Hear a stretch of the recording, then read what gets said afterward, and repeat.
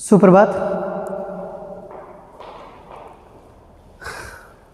कक्षा 8 विषय हिंदी व्याकरण, पाठ या अध्याय चॉइस, कहानी लेखन। कहानी क्या होती है? तो आपने बचपन में दादा दादी से, नाना नानी से कहानियाँ बहुत सारी सुनी होगी, जिसके अंदर क्या होता है, ऐसे चीज़ जिसको अपन सुनने से या पढ़ने से जो अपन को प्रेरणा मिलती है या शिक्षा मिलती है, और वो अपन जीवन में उतारते हैं, और जीवन में जिससे अपन को प्रेरणा मिलती है, शिक्षा मिलती है, वो जीवन में अपने को बहुत सारी चीज़ें नई नई सीखने को मिलती है, जिसके कारण। तो आइए जानते हैं कहानी लेखन। कहानी लेखन किसे कहते हैं, इसके ध्यान देने योग्य बातें, किस प्रकार लिखना चाहिए, तो देखते हैं हम कहानी लेखन। कहानी कहने और सुनने की परंपरा प्राचीन काल से चली आ रही है। अब परंपरा क्या होता है, जो मैंने आपको आगे जब भी ऑफलाइन क्लासों में पढ़ाया था उसके अंदर बताया था मैंने कि परंपरा होता है रीति रिवाज, ढंग, तरीका जो होता है, उसको बहुत पहले से ये चली आ रही है। कहानी कहने के जो है ये रीति रिवाज है, ये ढंग है, ये तरीका है, वो काफ़ी जो वर्षों पहले पुराना है, वहाँ उस समय से चला रहा है। कहानी लेखन के द्वारा मानव में जागरूकता, कल्पना शक्ति तथा सृजनशीलता का विकास होता है। अब जागरूकता क्या होती है? जागरूकता का अर्थ निकाले तो दो तीन अर्थ निकलते हैं। जागरूकता का अर्थ होता है जागृत रहने की अवस्था, जिस प्रकार हम जाग रहे होते हो। दूसरा बताया सतर्क या सावधानी, उससे हमको सतर्क या सावधानी रहना चाहिए। जैसे आपने क्रांतिकारी के देखा था, जो क्रांतिकारी जो व्यक्ति होते थे, उनको जागरूक करने के लिए लोगों को, जब देश आज़ाद होना था उस समय जो था, तो देश आज़ाद करने के लिए लोगों को जागरूक करना था। तो इसके अंदर उन्होंने बताया था कि किस प्रकार लोगों को जागरूक करना, कि देश की आज़ादी क्यों महत्वपूर्ण है, किस प्रकार लोगों के लिए आवश्यक है, ये सारी चीज़ें। फिर बताया कल्पना शक्ति। कल्पना शक्ति का अर्थ क्या होता है? मन की उपज। मन के अंदर जो सोचते हैं वो मन की उपज होती है, या सोचने का तरीका। अपन जब भी ऐसे जब कहानी लिखते या पढ़ते हैं तो इसको अपने सोचने की जो क्षमता होती है, तर्क शक्ति होती है, वो बढ़ती है, और तर्क शक्ति बढ़ने के कारण अपन है अच्छे तरह से किसी भी विचार या भाव को हम प्रकट कर सकते हैं। फिर बताया सृजनशीलता। अब सृजन का अर्थ क्या होता है, तो मैंने आपको आगे बताया हुआ है। सृजन का अर्थ होता है निर्माण करना या बनाना।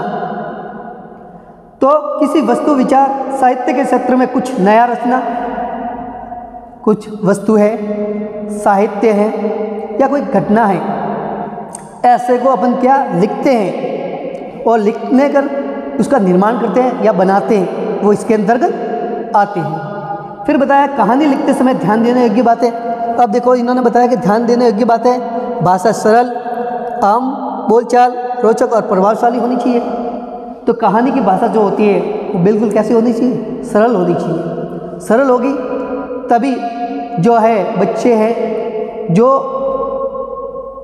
बड़े बुजुर्गों से सुनते हैं उसको आसानी से समझ में आ सकता है। आम बोलचाल, जो अपन साधारण अपनी जो मातृभाषा है या जो आम बोलचाल होती है, साधारण वाक्य होते हैं, साधारण शब्द होते हैं, इनका प्रयोग ज़्यादा करना चाहिए ताकि आगे वाले को आसानी से समझ में आ सके।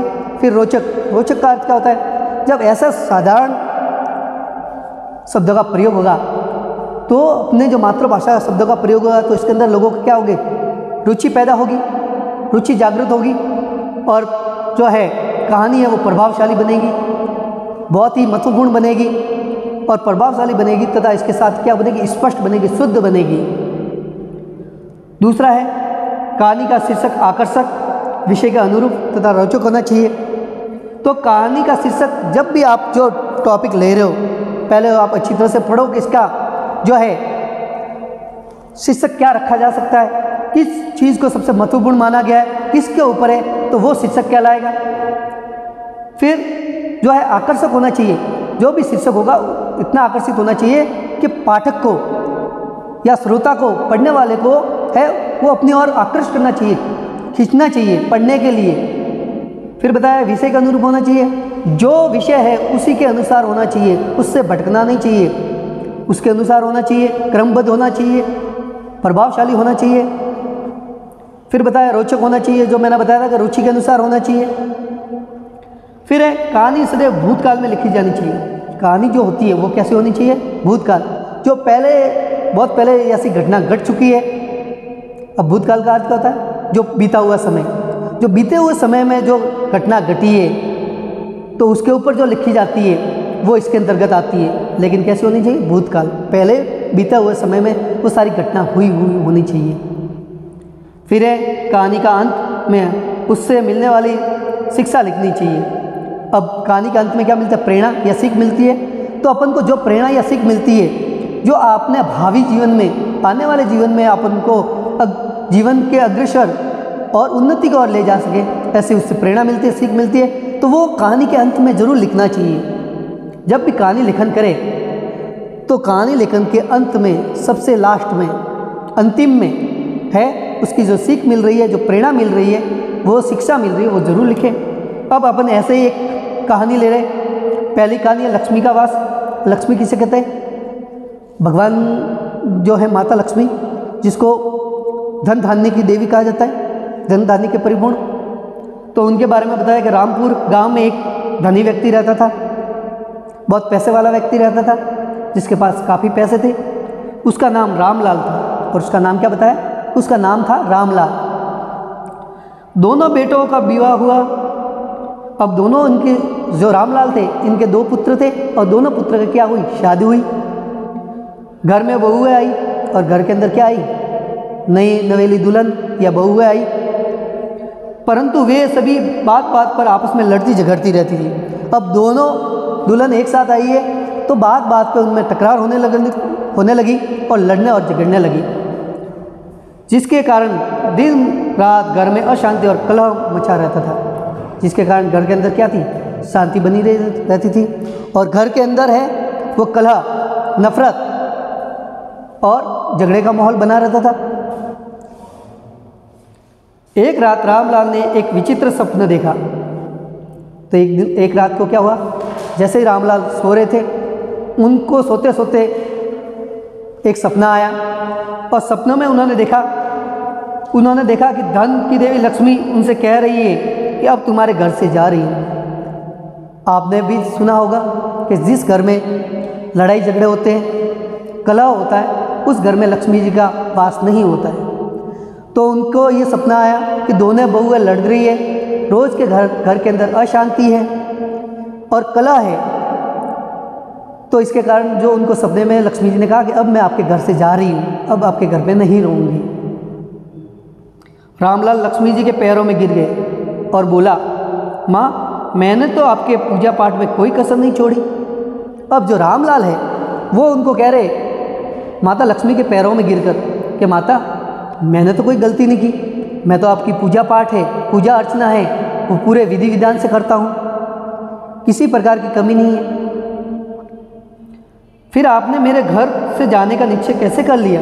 वो कह रहे कि फिर आपने मेरे घर से किस प्रकार जा रहे हो, क्यों जा रहे हो, ये मेरे को समझ में नहीं आ रहा है। मेरी कोई गलती नहीं है, मेरी पूजा के अंदर जो पूजा पाठ है उसके अंदर कोई कमी नहीं है, फिर आप क्यों जा रहे हो? मुझसे कौन सी ऐसी भूल हो गई कि आप मेरे घर से प्रस्थान करने लगी? अब कह रहे कि मेरे से ऐसी कौन सी गलती हो गई कि आप है मेरा घर छोड़ के जा रही हो? तो लक्ष्मी जी बोली, जिस घर में कलह होता है, लड़ाई झगड़ा होता है, वहाँ मैं नहीं रह सकती। तो उन्होंने लक्ष्मी जी ने कहा कि जिस घर में लड़ाई झगड़े हो और अशांति होती है, वहाँ कभी मैं वास नहीं करती हूँ। हाँ, मैं तेरी सेवा से बहुत प्रसन्न हूँ। और कहती है रामलाल को कि तेरी सेवा से तो मैं बहुत खुश हूँ, यदि तुझे कुछ वरदान मांगना हो तो मांग ले। लक्ष्मी जी बोली, और तुझे कोई वरदान मांगना है तो कुछ भी मांग सकते हैं।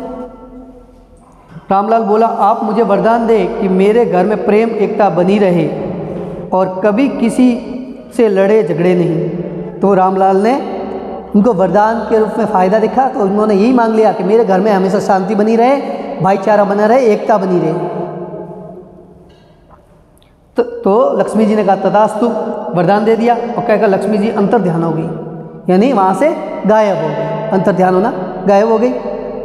अगले दिन रामलाल के आश्चर्य का ठिकाना न रहा। जब वो सुबह उठा और उठकर उसने देखा तो वहाँ का वातावरण, जहाँ वहाँ का माहौल था, बिल्कुल अलग ही था। तो उसका आश्चर्य का ठिकाना न रहा। उसने देखा दोनों बहू आपस में प्रेम से बातें कर रही है। उसने देखा कि जो नई नवेली दुल्हन आई थी, जो रोज़ लड़ाई झगड़े करती थी, जो घर के अंदर अशांति, कलह, घृणा, नफरत का जो वातावरण था, वो दोनों में प्रेम का बदल गया था। दोनों प्रेमपूर्ण बातें कर रही थी तथा उनका स्वभाव भी बदल गया था और उनका जो स्वभाव था, उनकी जो आदत थी, वो भी पूरी तरह से बदल गई थी। रामलाल ने मन ही मन में संतोष की सांस ली और उन्होंने सुख चैन की सांस ली। जब रामलाल को लगा कि हाँ, अब आराम से घर के अंदर शांति है, तो उन्होंने सुख चैन की सांस ली और लक्ष्मी जी को धन्यवाद किया आभार व्यक्त किया। कुछ दिन बाद रामलाल ने फिर एक सपना देखा। थोड़े दिन बीत गए। थोड़े दिन बीत जाने के बाद वापस रामलाल जो है वो अपने शयन कक्ष में सो रहे थे और सोते सोते उन्होंने एक सपना देखा। उन्होंने देखा कि लक्ष्मी जी उनके घर में वापस आ गई है। अब जब पूरा माहौल था, तो पूरा माहौल प्रेमपूर्ण, आत्मीयपूर्ण और भाईचारे वाला और एकता वाला बन गया, जिसके कारण उनको लगा कि आज लक्ष्मी जी वापस घर के अंदर आ गई है, लक्ष्मी जी वापस घर के अंदर आगमन कर रही है। धनिक ने लक्ष्मी जी के पुनः घर में आने के लिए उनके प्रति कृतज्ञता प्रकट करते हुए उनको बार बार धन्यवाद किया।